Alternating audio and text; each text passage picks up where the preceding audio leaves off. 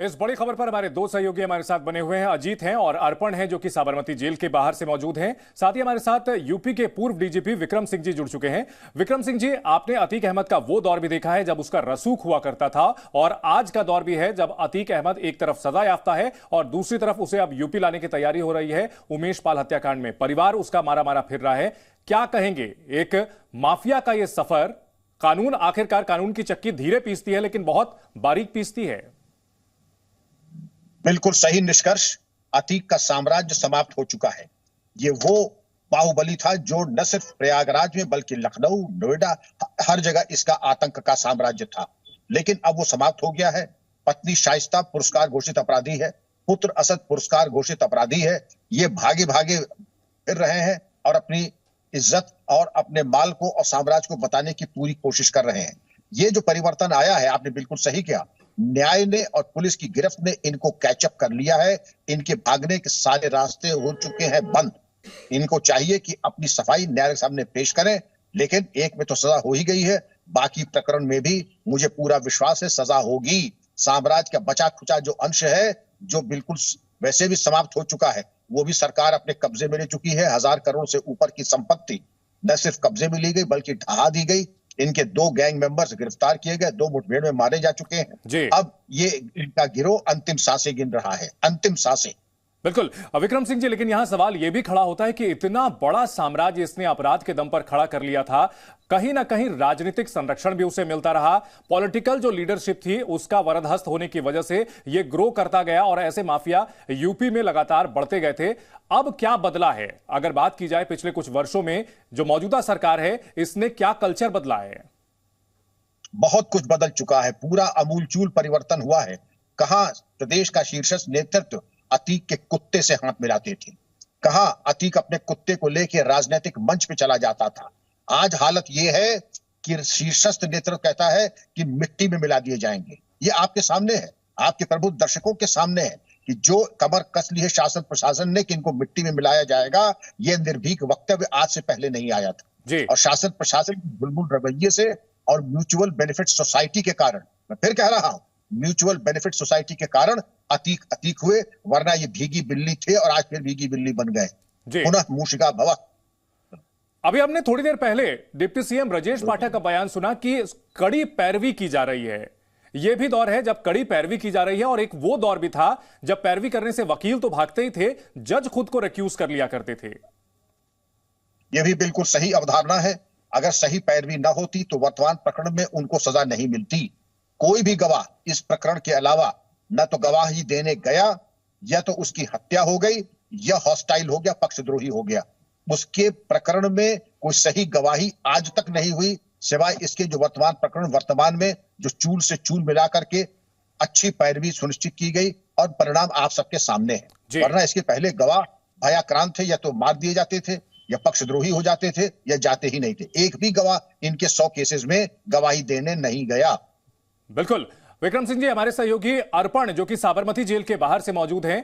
अर्पण, वहां पर किस तरह की गतिविधियां हो रही है? क्या कुछ प्रक्रिया अंदर चल रही है? कुछ अपडेट हमारे दर्शकों को बताएं।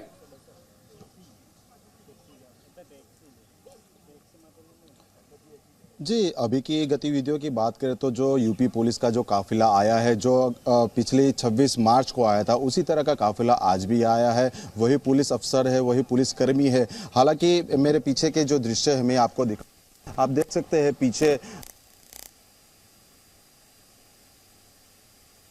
वही वाहन है जिसको पिछली बार लेकर आए थे, इस बार भी लेकर आए हैं। और वही जो कह सकते हैं कि चाक चौबंद पुलिस बंदोबस्त के साथ यूपी पुलिस की जो प्रयागराज पुलिस है उसके जवान यहां पर आए हुए हैं। तो उनके जो आला अफसर है वो अभी साबरमती जेल के अंदर जो गुजरात पुलिस के आला अधिकारी है उनके साथ ये जो ट्रांसपोर्ट वारंट की जो कानूनी प्रक्रिया होती है, जो कुछ प्रोसेस करनी होती है, उसमें लगे हुए हैं।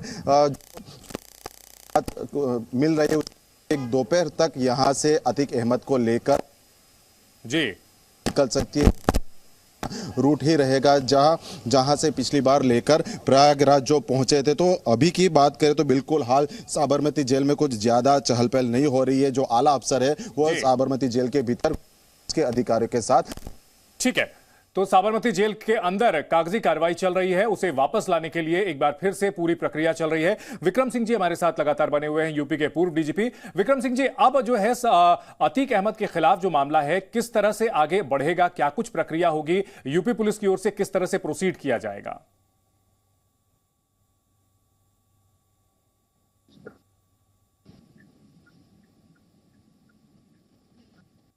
ठीक है, कुछ तकनीकी दिक्कत आ रही है। अजीत, यही सवाल आपसे मैं लेना चाहूंगा कि क्या कुछ अब प्रक्रिया होगी, वहां से आज लेकर के निकलेगी यूपी पुलिस की टीम, आगे यहां पर किस तरह की तैयारी है, क्या प्रक्रिया चल रही है?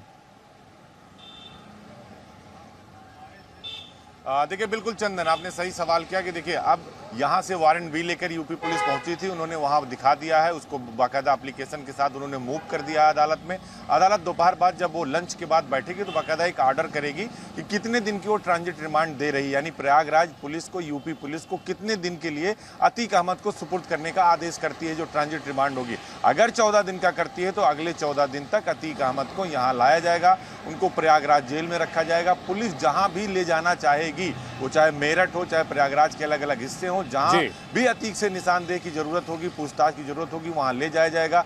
लेकिन नैनी जेल का अपडेट आपको बता दें कि जिस बैरक में अतीक को पिछली बार रखा गया था, उसी बैरक में रखा जाएगा। ठीक है अजीत, आपके पास लौटेंगे। महाराष्ट्र के एक्स एडिशनल डीजीपी पीके जैन साहब हमारे साथ जुड़ चुके हैं। जैन साहब, स्वागत है जी न्यूज पर आपका। अतीक अहमद एक कुख्यात अपराधी और राजनेता जो कि सांसद और विधायक तक रहा हुआ है, अब उसके खिलाफ कानून का शिकंजा कसता जा रहा है। इस पूरे मामले को किस तरह से आप देखते हैं, और जिस तरह से अब पुलिस चल रही है या कानूनी प्रक्रिया चल रही है, बिल्कुल सही रास्ते पर है? जी बिल्कुल सही रास्ते पे हैं। अब उनकी जो पेशी, उनको पहले ट्रांजिट रिमांड लिया जाएगा उनका अहमदाबाद कोर्ट से, और उसके बाद उनको कंसर्न कोर्ट में, जो भी यूपी में कंसर्न कोर्ट है, वहां पे पेश किया जाएगा। उनका रिमांड कितने दिन का मिलता है वो यूपी की कोर्ट डिसाइड करेगी, अहमदाबाद की कोर्ट डिसाइड नहीं करेगी। अहमदाबाद की कोर्ट का काम है सिर्फ उनको ट्रांजिट रिमांड पे भेजना, ट्रांजिट पे भेजना, यानी कि एक जगह से दूसरी जगह शिफ्ट करने के लिए परमिशन देना जी। अब इसके बाद जो भी जिन भी धाराओं के तहत उनके खिलाफ गुना दाखिल हुआ है, जिसमें ये तफ्तीश की जाएगी, तो उनसे पूछताछ की जाएगी, उनकी सुरक्षा का पूरा इंतजाम किया जाएगा। और एक बार लाने के बाद उनको, जैसा आपके रिपोर्टर ने अभी बताया, कि उनको उसी जेल में रखा जाएगा। जेल में रखने के बाद उनको कोर्ट में लेके जाएंगे, कोर्ट में पेश किया जाएगा, और फिर पुलिस कस्टडी मिलेगी तो उनकी उसी हिसाब से जो है वो पूछताछ होगी, और उनके खिलाफ क्या अभी तक सुराग पुलिस को मिले हैं, उनको कहाँ तक समझा जा सकता है, बैकअप किया जा सकता है, उस बात की तफ्तीश की जाएगी जी। ये पुलिस की इन्वेस्टिगेशन का प्रोसेस है, तो जैसा इन्वेस्टिगेटिंग ऑफिसर और उसके वरिष्ठ अधिकारी डिसाइड करेंगे, उसी हिसाब से आगे इन्वेस्टिगेशन का काम बढ़ेगा। लेकिन एक बार वो पुलिस के कब्जे में आ गए तो बाकी की कार्रवाई सीआरपीसी के हिसाब से चलती है, और वो सीआरपीसी के जो भी प्रावधान है उनके हिसाब से ही पूछताछ और आगे की कार्रवाई की जाएगी जी। जैन साहब, जेल के अंदर बंद होने के बावजूद अतीक अहमद का खौफ काफी था, उसका गैंग बाहर था, परिवार वाले उस गैंग को चला रहे थे, लेकिन उमेश पाल हत्याकांड के बाद जो क्रैकडाउन किया गया है, कहीं ना कहीं एक मिसाल है कि किस तरह से कानून को सही तरीके से काम करना चाहिए। देखिए, मैं तो ये कहूंगा कि कानून हमारे यहाँ फिर भी काफी ठीक है। हम बार बार बोलते रहते हैं कि ये अंग्रेजों के समय के कानून हैं, लेकिन ये कानून काफी पर्याप्त हैं। सिर्फ इम्प्लीमेंटेशन में कहीं ना कहीं कमी हो जाती है। जेल में रहने के बावजूद भी अगर एक माफिया, एक गुंडा अगर अपना राज्य बाहर चला सकता है, उसको लोग आके मिलते हैं, उसको प्राइवेट सुविधाएं दी जाती हैं, तो कहीं ना कहीं हमारे अधिकारी जो है वो भी कॉम्प्रोमाइज हो जाते हैं। मैंने कल ही एक रिपोर्ट आपके यहाँ देखी जिसमें उनका ही कोई रिश्तेदार है, जीशान नाम का जी। अब 2021 में प्रयागराज में इतना बड़ा अनधिकृत बांधकाम हो गया, मतलब 1.5-2 करोड़ रुपए के, रफली 50-60 करोड़ रुपए के बांधकाम हो गया, लेकिन कोई उसकी कॉग्निजेंस नहीं लेता, कोई उसको तोड़ने की कोशिश नहीं करता। तो अगर ये उमेश पाल वाला किस्सा नहीं होता तो इसका साम्राज्य उसी तरह से फलता फूलता रहता। मेरा ये कहना है कि पुलिस को और प्रशासन को अपना काम पूरी सख्ती के साथ करना चाहिए, और इस तरह के जो माफिया हैं, गुंडे हैं, उनको बिल्कुल ही धरातल में मिला देना चाहिए। जी न्यूज़।